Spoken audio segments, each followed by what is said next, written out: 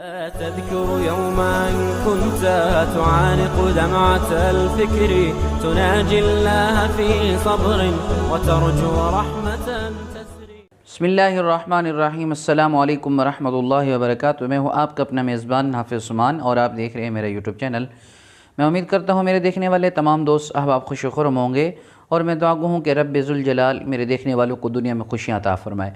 اگر ابھی تک آپ نے میرے چینل کو سبسکرائب نہیں فرمایا تو جلدی کریں, چینل کو سبسکرائب کریں, لائک کریں, شیئر کریں اور کمنٹ ضرور کریں. ایک انسان بادشاہ کی دربار میں نوکری کی تلاش میں آیا. اس کو یہ طلب تھی کہ میں بادشاہ کے پاس جا کر کوئی عرض اور تمنا کروں گا تو بادشاہ مجھے کوئی نہ کوئی ملازمت نوکری دے دے گا. تو بادشاہ نے اس کی قابلیت پوچھی, بتاؤ بھائی کیا آپ کی قابلیت رکھتے ہو, آپ کی قابلیت کیا ہے؟ تو اس نے کہا میں سیاست سے تعلق رکھتا ہوں. اور بادشاہ کی اس دربار کے اندر سیاستدانوں کی بھرمار تھی, گویا سیاستدانوں کی کوئی کمی نہیں تھی, لیکن اس کے باوجود بادشاہ نے اس کی اس بات کو مانا اور ایک خاص قسم کے گھوڑوں کے استبل کا انچارج بنا دیا. اب کئی روز وہاں پر وہ انسان ملازمت اور نوکری کرتا رہا. کچھ دن کے بعد بادشاہ نے اپنے خاص گھوڑے, بہترین اور قیمتی گھوڑے, سب سے عزیز گھوڑے کی نوعیت پہنچی, حالات پہنچے. تو اس نے کہا بادشاہ سلامت, بات یہ ہے کہ یہ جو آپ کا گھوڑا ہے یہ نسلی نہیں ہے. تو بادشاہ کو بڑا تعجب ہوا, حیران ہوا. اس نے فوراً جنگل سے اس انسان کو بلایا جو گھوڑوں کا دیکھ بھال کیا کرتا تھا. اس نے اس سے پوچھا بھئی یہ گھوڑے کے بارے میں کیا حقیقت ہے, یہ کیسا ہے؟ تو اس نے کہا بات یہ ہے کہ جب یہ گھوڑا پیدا ہوا تھا, جب یہ بچہ تھا تو اس وقت اس کی ماں مر گئی تھی. تو یہ ایک گائے کے ساتھ چارہ کھاتا تھا اور اسی کے ساتھ اٹھتا اور بیٹھتا تھا, گویا ایک گائے کے ساتھ یہ بڑا ہوا ہے. تو بادشاہ کو بڑی حیرانگی ہوئی. اس نے اس ملازم کو بلایا, اس نوکر کو بلایا. اس نے کہا تمہیں کیسے پتہ چلا کہ یہ نسلی نہیں ہے؟ اس نے کہا بادشاہ سلامت, بات یہ ہے کہ جو نسلی گھوڑا ہوتا ہے وہ گھاس اپنے منہ میں اٹھا کر سر اوپر کر کے گھاس کھاتا ہے, لیکن یہ گھاس گایوں کی طرح کھاتا تھا سر اپنا نیچے کر کے. تو اس سے پتہ چلتا ہے کہ یہ گھوڑا نسلی نہیں ہے. بادشاہ اس کی فراست پر بہت خوش ہوا, تعجب کیا اور بہت سے انعامات سے نوازا اور قیمتی اشیاء سے نوازا اور بہترین اعلیٰ قسم کے پرندوں کا گوشت بطور انعام اس کے گھر بھجوا دیا اور اسے ملکہ کے محل میں تعینات کروا دیا. اس کی پوسٹ بڑھ گئی, اس کی چاہت بھی بادشاہ کے ہاں بڑھ گئی. تو گویا ملکہ کی تابعداری اور فرما برداری کرتا رہا. کچھ عرصہ گزرا تو بادشاہ نے اس ملکہ کے حال و حوال پوچھے, بتاؤ بھائی یہ ملکہ اور یہ شہزادی کیسی ہیں؟ تو اس نے کہا بادشاہ سلامت, طور اور اطوار سے تو یہ ملکہ لگتی ہے لیکن یہ شہزادی نہیں ہے. جب اس نے یہ بات کہی تو بادشاہ کے پیروں کے نیچے سے زمین نکل گئی. یہ کیا بات کر رہا ہے؟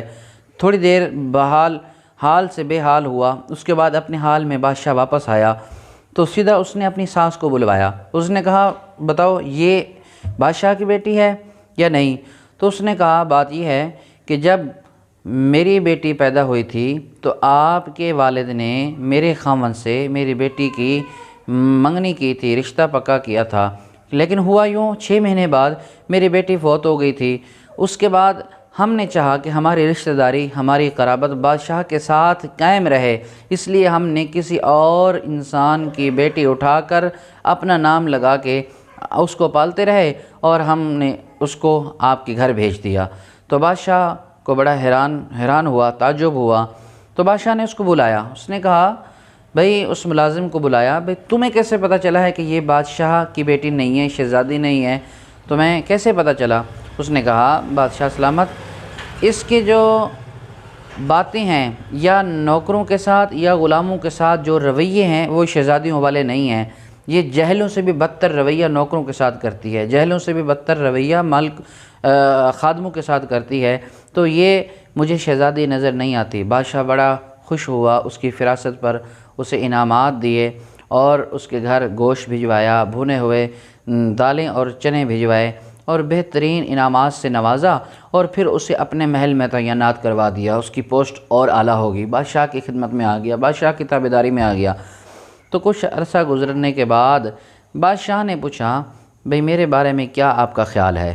تو اب اس نے کہا بادشاہ سلامت، سب سے پہلے میں جان کی امان چاہتا ہوں، مجھے جان کی امان دی جائے۔ تو بادشاہ نے قسم اٹھائی آپ کو جان کی امان دی جائے گی۔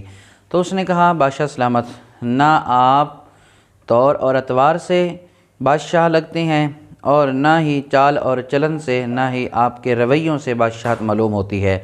تو بادشاہ ایک دفعہ تو بڑا حیران ہوا، اس کے پاؤں سے زمین نکل گئی، ایسے لگتا تھا کسی نے نیچے سے اس کے زمین کھینچ لیے پاؤں سے، لیکن اس نے قسم اٹھائی تھی۔ اپنے حال میں واپس آنے کے بعد، ہوش میں آنے کے بعد، اس نے سیدھا اپنی والدہ کی محل گیا، والدہ کے پاس گیا تو والدہ سے جا کر پتہ کیا تو اس نے کہا بات یہ ہے بیٹا کہ ہماری اولاد نہیں تھی، ہم نے کسی اور کا بیٹا اٹھا کر پالا تھا اور تو وہی ہے جس کو ہم نے پالا تھا۔ تو وہ بڑا حیران ہوا، اس نے اپنے ملازم کو بلایا، نوکر کو بلایا، اس نے کہا تمہیں کیسے پتہ چلا کہ میں بادشاہ نہیں ہوں؟ تمہیں کیسے پتہ چلا کہ میں بادشاہ نہیں ہوں؟ یہ بتاؤ مجھے۔ تو اس نے کہا بادشاہ سلامت یہ بات یہ ہے کہ جو بادشاہ ہوتے ہیں جب وہ کسی بات پر خوش ہوتے ہیں، انعام کے طور پر ہیرے، موتی اور جواہرات سے نوازتے ہیں، لیکن آپ جب خوش ہوتے تھے انعام کے طور پر بھیڑ، بکریاں، گوشت اور باقی اشیاء سے نوازتے تھے۔ تو یہ بادشاہوں کا اسلوب نہیں تھا، بادشاہوں کا طریقہ کار، بادشاہوں کے طور یہ تھے کہ جب وہ خوش ہوتے تو ہیرے، موتی اور جواہرات سے نوازا کرتے تھے انعام کے طور پر۔ تو وہ شخص بڑا خوش تھا کیونکہ بادشاہ نے کافی اس سے مال اور دولت سے نوازا تھا۔ یہاں پہ ایک بات یاد رکھیں کہ عادات اور اخلاق انسان کی نسل بتا دیتی ہے، انسان کے کردار، انسان کے عادات انسان کی نسلوں کی پہچان کرواتی ہیں۔ اچھے اخلاق والے انسان، اچھی عادات والے انسان اپنی نسلوں کی خود پہچان کرواتے ہیں۔ اس لیے اپنی عادات کو اچھا بنائیں، اپنے اخلاق کو اچھا بنائیں، آپ کی اعلیٰ نسل کی وہ بے مثال چیز ہوگی۔ آپ اپنی عادات کو، اپنے اخلاق کو بہتر سے بہتر بنائیں اور آپ دنیا کے اندر اللہ کے فضل و کرم سے کامیاب اور کامران ہو جائیں گے۔